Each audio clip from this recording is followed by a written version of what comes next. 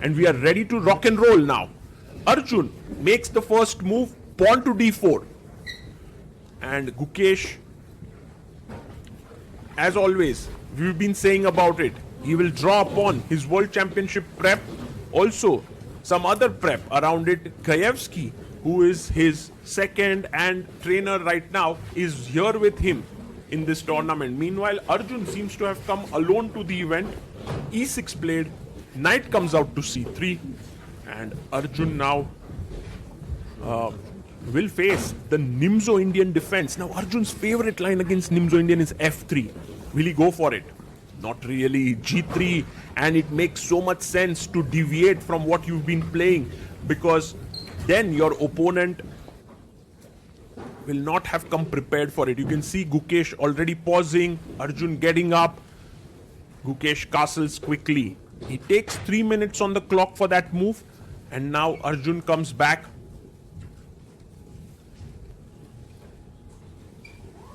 And plays his bishop to g2. This line has become quite popular. By the way, Gary Kasparov used to play it with white, but recent times it became popular when in 2022, Hans Niemann actually beat Magnus Carlsen in the same line with the black pieces. Now a3 played, questioning the bishop. Bishop takes knight. Has happened. And Arjun takes, pawn takes here. And we are following this game of Carlsen versus Niemann. Gukesh thinks for almost 14 minutes here and takes the pawn. And now Arjun comes back, writes down his move, and instantly plays a4. This is the new move that Arjun has played in the game between Carlsen and Niemann. Knight f3, c5 had happened, but a4 is played against this move c5, so that bishop a3 comes, but Gukesh anyway goes c5. Wow, that's a very interesting decision by Gukesh, and his point is that if the bishop comes here, he's ready to give up his c5 pawn. There you see Arjun playing the bishop, because then he can keep his c4 pawn. Very interesting. And queen a5 played by Gukesh. He has 1 hour 19 minutes on the clock. Queen comes up to c2, and Gukesh can't take it right now because bishop b4, and then he'll pick up the rook here. So rook d8 makes a lot of sense. Now you are threatening to take on d4. Also, sometimes you are threatening to simply take rook takes d4. So Arjun quickly comes back. This time, even before writing the move, he takes the pawn on c5. And Gukesh now brings his knight to a6. A very interesting move by Gukesh. He controls the b4 and c5 square. Arjun goes bishop e7, attacking the rook and the knight. But now, rook takes d4. Gukesh wins a pawn here. But Arjun, who is at 1 hour 55 minutes, it's blitzing out his moves. And this is scary for Gukesh because he has already come down to 46 minutes. He's used 1 hour 14 minutes. And Arjun is playing at the speed of lightning here. Bishop takes f6. I wonder if Gukesh has ever faced something like this where he's gone down almost again prep. Oh my god, we are on move 15 and Arjun still blitzing out. Knight d2 attacking this pawn, and Gukesh comes back queen c7. Defending this pawn, 39 minutes for Gukesh, and again blitzes out. Oh my goodness. The time gap is 1 hour 15 minutes. And now 1 hour 18 minutes, rook b8. And this is the first move that Arjun has started to think. He castles after a good thought of close to 15 minutes here. And he's a pawn down if you count the number of pawns. But black pieces are a bit clustered up here and not so well positioned. So now pawn to b5 played here by Gukesh. And Arjun has to see how can he get compensation. He takes en passant here. A takes b6. Pawn takes on b6.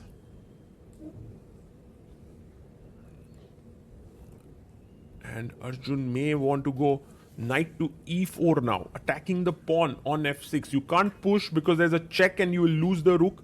So king g7 looks like the only move, yes. And sometimes you have to be careful for sacrifices like knight takes pawn, king takes, queen takes h7 where the king is lonely outside.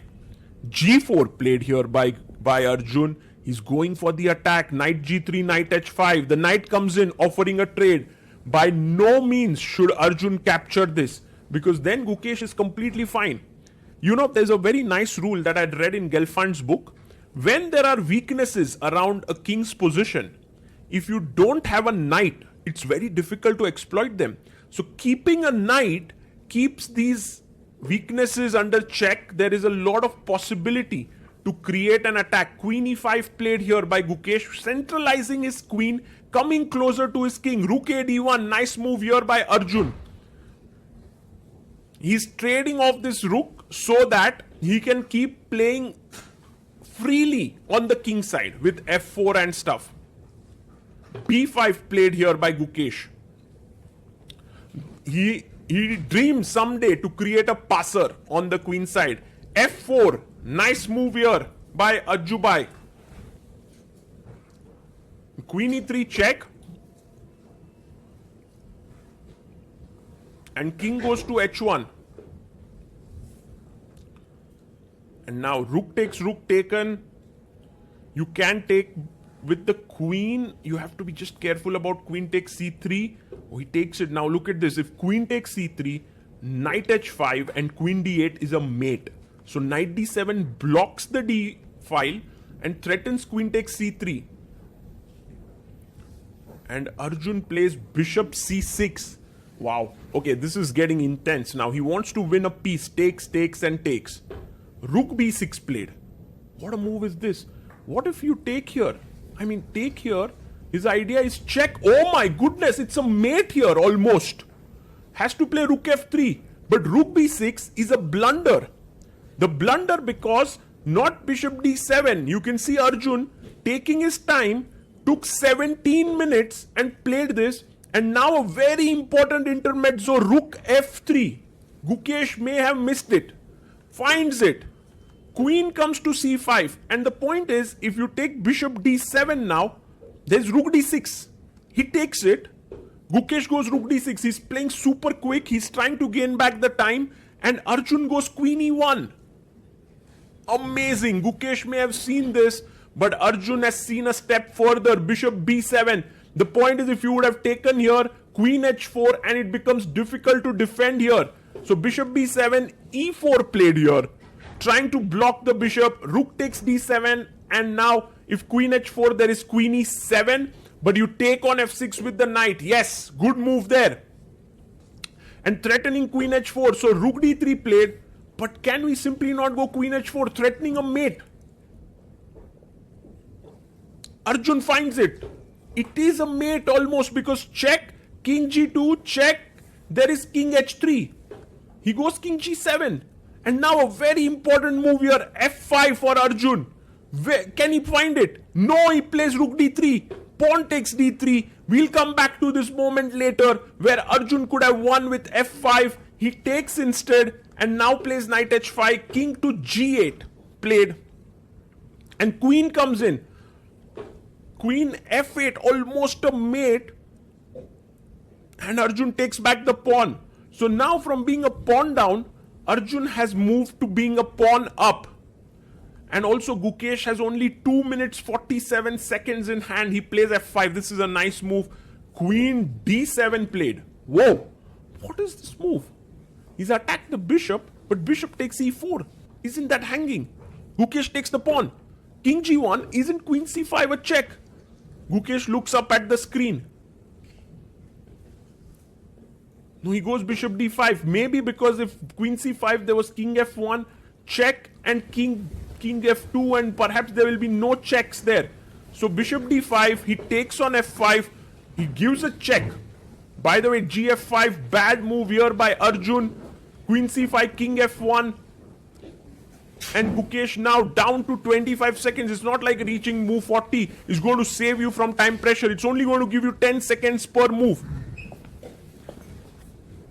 He goes check, king g2, And now you can trade queens. That's the beautiful part. So that there is no more mate. And Gukesh is back. He saved his position. Queen takes d5, check.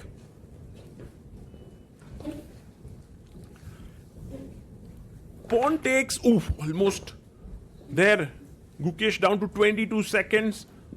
If you look carefully, white is a pawn up, but there are good chances to hold this king f3, because if the king comes this way, then it is winning for white. So d4 is the only move, and Gukesh finds it. Intuitively makes the best move. b4 pushing the pawn, and Gukesh is doing really well now. King to e3 played. And you can see Gukesh has stopped writing his score sheet. I think there's a rule that if you are less than 5 minutes on the clock, you don't need to write the moves. King f7 played. Arjun still has 11 minutes on the clock. Gukesh is now drawing this in spite of being 2 pawns down, because the quality of his pawn on b file is amazing. Also, the white pawns are all very mangled up. But Arjun will of course try. Bishop a2 is a brilliant move, because you come out of these forks here and also threaten b3, b2, b1, but king e7, not the best move. And now Arjun can come king d2. Yes, he brings his king back. King comes to d6, but this is losing now. Knight e4 check. And the point is, after king d5, you have king e3. Gukesh feeling the confidence there. You can see the shift in his body language. Arjun looking super calm and composed. And he finds knight e4 check. King has to come up. King d5, attacking the knight and the pawn. But now king e3, yes. And pawn to b3. The pawn is going down towards queening. Knight c3 check is a very good move, with the idea of knight d1 stopping the pawn and then using your pieces to move ahead. But he goes f6. That's not a good move here by Arjun. King e6 is a draw. King e6 is a draw here. And you can see Arjun fully focused. Gukesh finds it. He's playing on his last 20 seconds since a long time. f5 check. Goes back king d7. Again finds the best move there. Because clearly you couldn't take the pawn. Knight d6 check and you would have lost the bishop. So king d7 stopping here. The bishop is doing a beautiful job protecting the pawn. Also stopping opponent's pawns. b2. Another great move. King c2, bd3 check, and you lose the knight. So knight c3 has to be played. No, he goes knight c5 check. Wow. King e8 is the only move. He finds it again. King goes to c2. And very important to play bishop d5, stopping knight e4. He goes king f7. That's also fine. King takes b2. Now don't take the pawn here, because knight e4 is winning. There's a check coming up. And so here bishop, no, bishop d5 was the draw. Bishop f1 does not work because of knight e4. And the very important point, you can see there Gukesh feeling, because if you had put your bishop here, you would have won both these pawns eventually. Knight e4 check.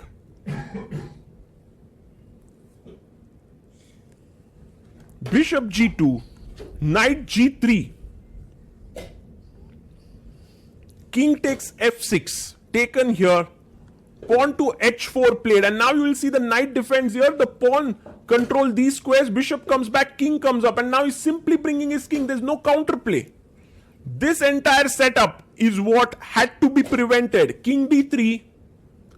And here is where Gukesh is completely busted. King d6 played. Knight jumps to e4. And this is lost now, because when you go back, king e3, king f4, look at Gukesh there. He has his head in his hand. This is losing.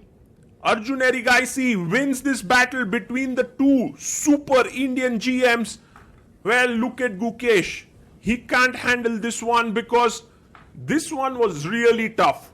Arjun first put the pressure out of the opening, and you can see generally Arjun would love to talk to his opponent, but here he respects Gukesh's moment of sort of coming to grips with what has happened.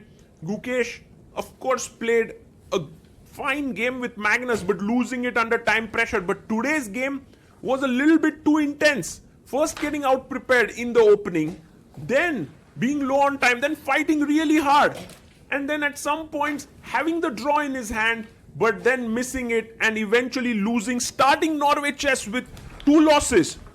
We're going to have a look at the key moments of this game where things could have changed, and I can dive a little deeper to show you where all the players could have improved. But for now, I hope you enjoyed this encounter between Arjun Erigaisi and Gukesh. Arjun is the leader of the tournament with 4.5 points along with Hikaru Nakano.